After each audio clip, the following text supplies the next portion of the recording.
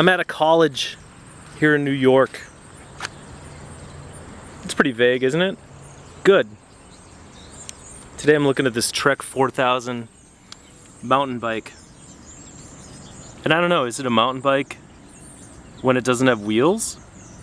Or is it just a mountain bike frame and fork and parts? Is that a philosophical question? So here's the Trek logo.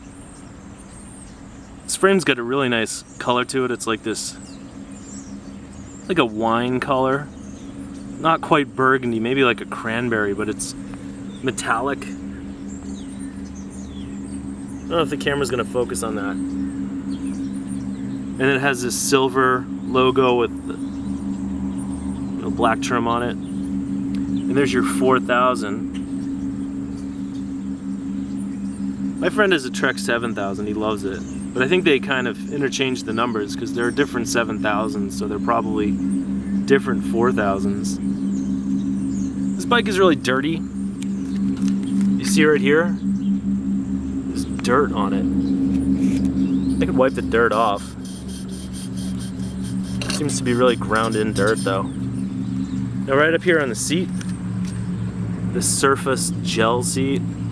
Again, it's all dirt. Leftover weeds and stuff. Looks like this is a potato that just came up out of the ground. But it's not, it's a mountain bike that really desperately wants to fall over onto the ground. I'm a little bit annoyed today because I'm trying to take these photos in the bright sunlight, which never works that well. So I'm like half an hour in at this point and I'm just annoyed. But this is the cool thing about this bike, is that somebody attached all these weird accessories to it. But now all that's left is just the brackets. So this thing right here is solid steel. I don't know what it is. I think, and this is just a guess, I think this thing down here, this big doohickey, has like a spring-loaded lever over there. Here, I'll walk around to the other side. Try and get a shot of it. If I had to guess, I'd say that there was probably some kind of cable lock that came up out of here, and then it would go through here so nobody could steal your seat or your bike. So you run the cable through the wheels and through the seat thing. Maybe not. But either way, it's just a really big, ugly looking plastic clump on the seat post, and a corresponding, or perhaps not even corresponding, steel clump. Well, this is actually on the seat tube, and this one's on the seat post. I don't know why I find this kind of stuff fascinating, but I do. And then down here, there's even more bracketry underneath the big main piece. So who knows what that all was for. Up here on the stem, another Trek logo. And here, Trek computer, the sensor computer. I wonder if it works. Wouldn't that be amazing? This thing turned on. Apart from that, this bike is pretty ordinary.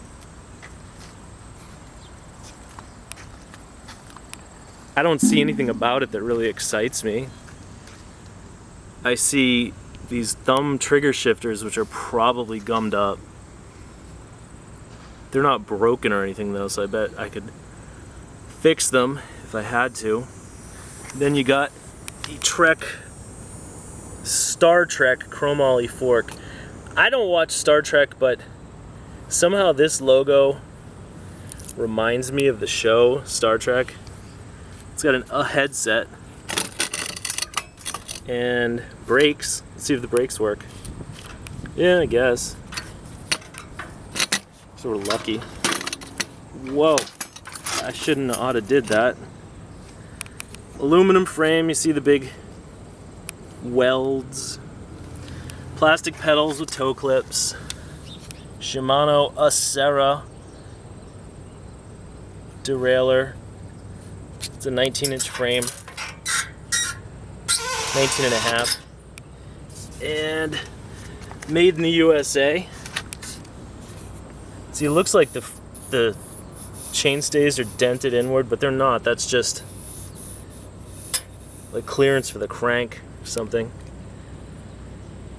I think the way they do it is they kind of bow them out so that they have more clearance for bigger tires, but then they have to make clearance for the crank so the crank doesn't go whack, whack, whack, whack, whack. If you're riding your bike and you hear like a bang, bang, bang, that means your crank is out of line. Some cheap crank set. More brakes in the back, a little wishbone. And this looks like there was another computer or a light or something back here. And the rear derailleur is a Dior LX. I guess that's pretty impressive. And the bike is made in the USA. So this brings me to the